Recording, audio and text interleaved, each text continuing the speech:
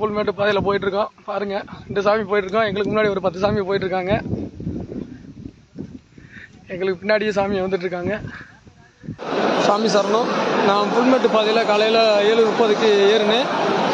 ஏறி மதியானம் 12 மணிக்கு கோயில் சன்னிதானம் வந்தேன்.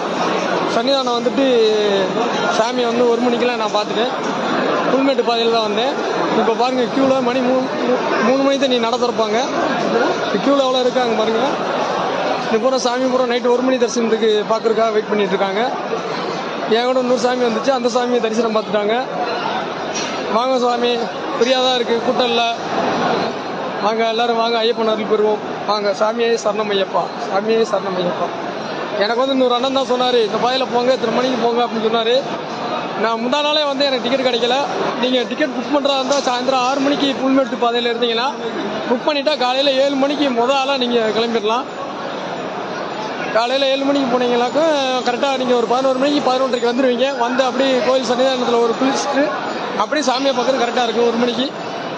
சாமியே சரணம் ஐயப்பா.